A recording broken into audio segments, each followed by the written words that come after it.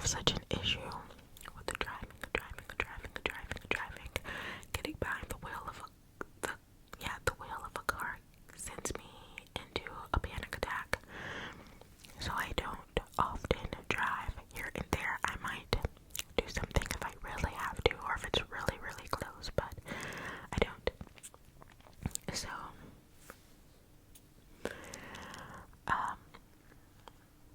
I know what it's like to be in a car accident, and it is not fun. It's very traumatic. So I'm panicking because I'm like, oh my god, am I about to be a part of another one? Like, what is going on? Because our car would not stop. It was just like we were burning rubber, going straight towards this car that's spinning out in front of us. It was absolute chaos and mayhem. Luckily, our car stopped right, like literally right.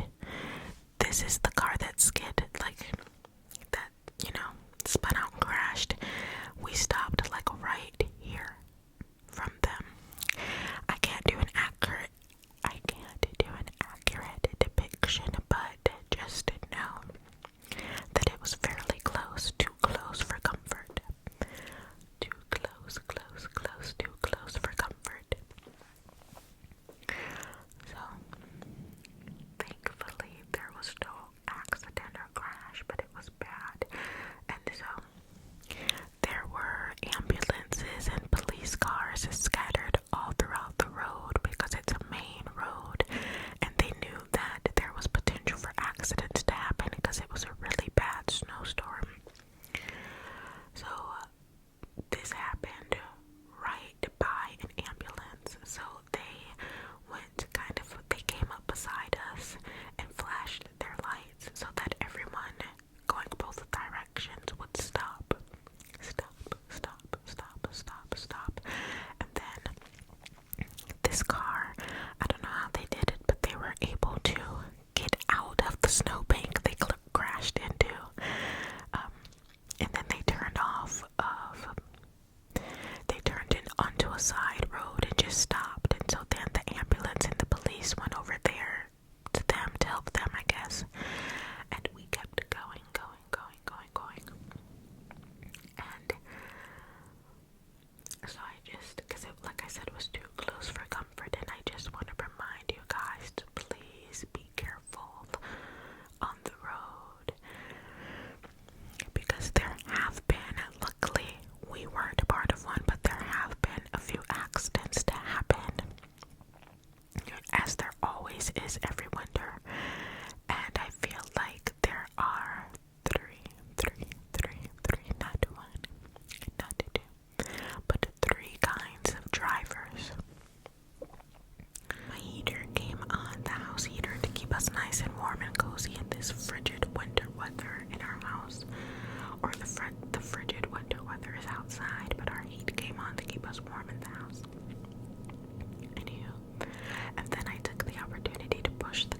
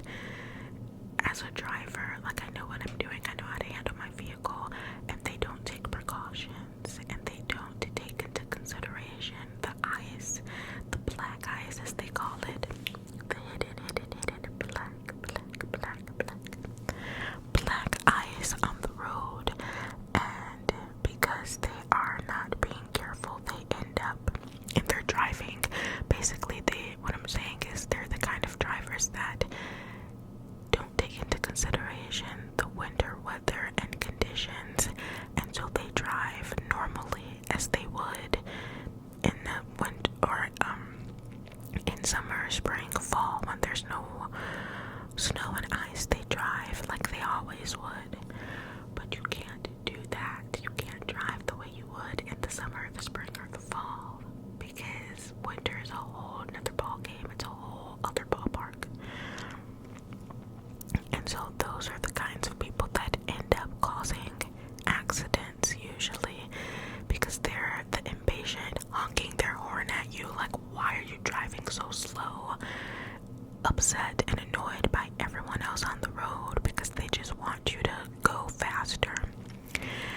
The kinds of people that are like riding your tail and like honking at you, but they won't go around you.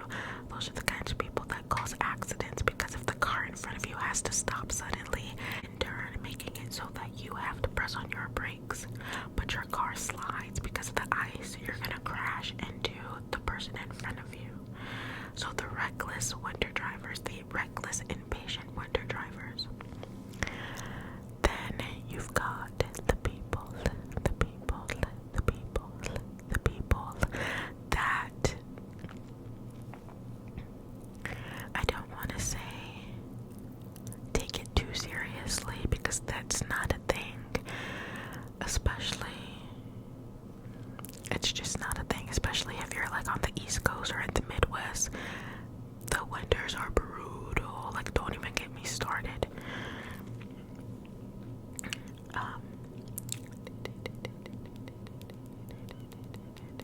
So they're not the overdoers. I don't even know how to phrase it, but they're essentially the people that go at a snail's pace, which honestly I love those kinds of people. Yes, go slow, drive slow, homie.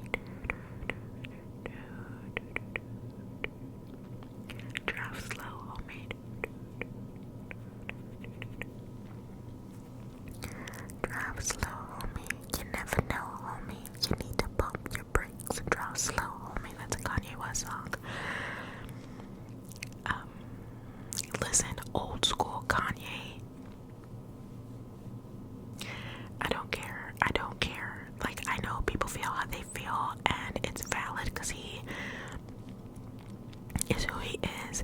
But his old albums, like the Graduation album, I can't remember the other ones, but like in that era, beautiful. Anyway, what was I saying? And so yeah, you've got the overly cautious ones, and then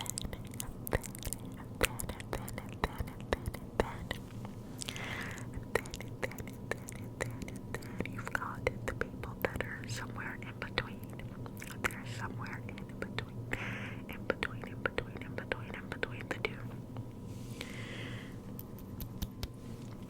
There was a bubble in my throat and I needed it to come up. Up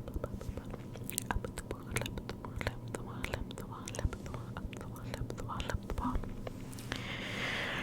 And so I don't know which category you fall into. I don't know. But I hope that you're all being responsible and safe, not just for you.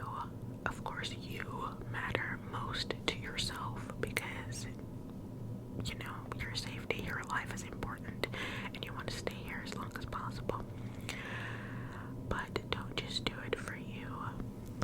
Do it for the other people on the road as well, because that family that you're on their tail and you're honking at them, and you're just not driving very safely behind, that could be a family, and they could have kids in the back, and then you cause a collision and someone gets hurt. And maybe it's not the whole family in the car, maybe the kids are at home, but the mom is driving and you cause a collision and you end up taking that mom from her little kids. Like, it's just so important to care about yourself and everyone else on the road. And some people don't even care about themselves, and that's why they're driving like the Tasmanian devil on an icy street. So that's, I mean, what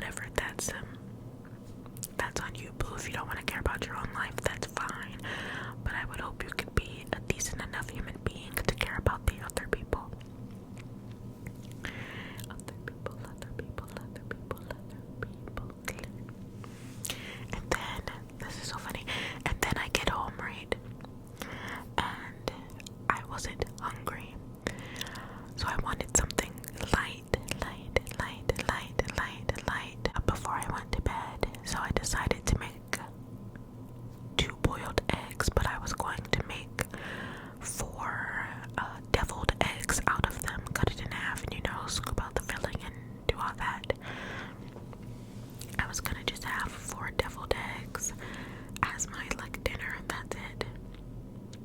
I put on the water, put the eggs in there to boil, and I went upstairs to get undressed to unwind from work and everything like that. And this is completely my fault. I ended up sitting on the edge of my bed and reading the book that had been on my mind all day at work. If you're a reader, you know. If you know, you know. You spend your entire work shift thinking about that book you stayed up until 5 a.m. the night before reading, and it was so good and you couldn't put it down. And you can't read it at work because the book's at home, or even if it's an audio or an ebook, like you can't have your phone out reading and all that jazz. So I was like, ooh, I'm just gonna read a couple of paragraphs, and got completely lost and immersed in the book that I was reading. And we heard all of a sudden, we heard a big pop, pop, pop. And so we all rushed downstairs, like, what is going on? And then we all rushed to the hallway, and someone goes, what's going on? And then I smell something burning, and I'm like, oh shit. So I run downstairs ahead of everyone else and get to the kitchen, and both of the eggs have exploded in the pan because all the water cooked out, and the eggs were just sitting in the pan burning. Like, the bottom of them were completely black, and I guess the heat got too much. I've never seen an egg explode before. That was insane. But I guess it became too much, and so they exploded from the heat. I don't know, but there was egg everywhere. Luckily I caught it before a fire started. But there was egg all over the walls, all over the floors, on the rugs, on the floors. It was on the kitchen pantry. It was on the sink. It was everywhere. And I'm like, oh my gosh, I'm so sorry. I should have set a timer, but I honestly didn't intend to sit up there and read that long. I thought I could just read a little bit and then, okay, go downstairs and fix it. But I should have known that I would get completely sucked into the book, as I always do, and completely disassociate from my actual reality, because I am encompassed in the book's reality. And so, never cook and read, people.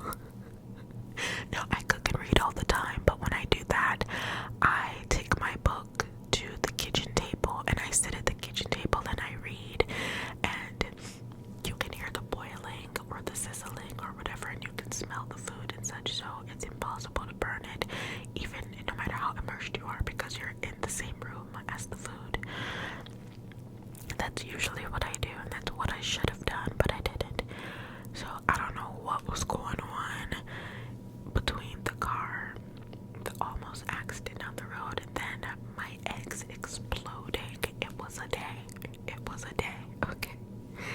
It was a day. Editing Raychel, inserting a very slight medical trigger warning. I will not be talking about the conditions in detail or being incredibly specific, but I will be talking about very lightly, again, not in any great detail, but I will be mentioning what's going on with the health of a loved one of mine. So I just wanted to insert that trigger warning just in case.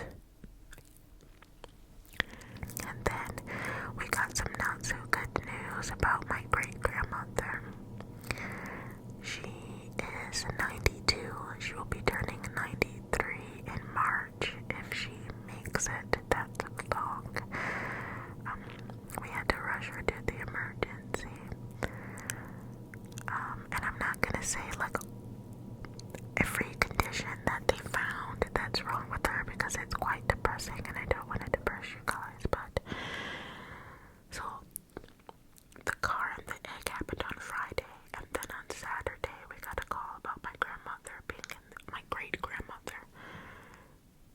Hannah's mom being in the emergency, and they found a lot, and they told us that she's not gonna make it. She's not gonna be here very long, and so we had to make a decision to either put her in hospice, which, if you know, is the last step before someone passing away. Either put her in hospice or try to like go through a wide range of surgeries, more than one, to fix her, to cure her. But it's like she's 92. There's no way, and the doctor told us that her chance of surviving the surgeries was very slim, and they're all high risk because of her age. They were like, there's no way she can sustain multiple surgeries at her age and the condition that she's in because of her health issues. So she is currently in hospice. I'm getting so sad thinking about it.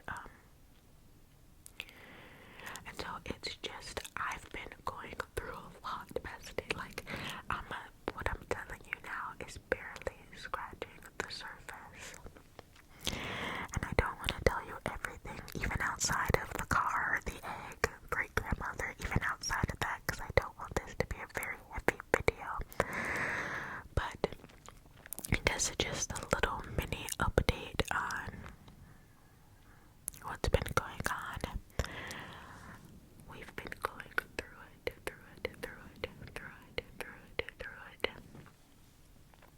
But despite it all, I am trying my best to remain upbeat and positive and hopeful. I'm trying my best to remain upbeat and hopeful. I don't want to feel myself slipping into the nasty, negative spiral that I was in last year.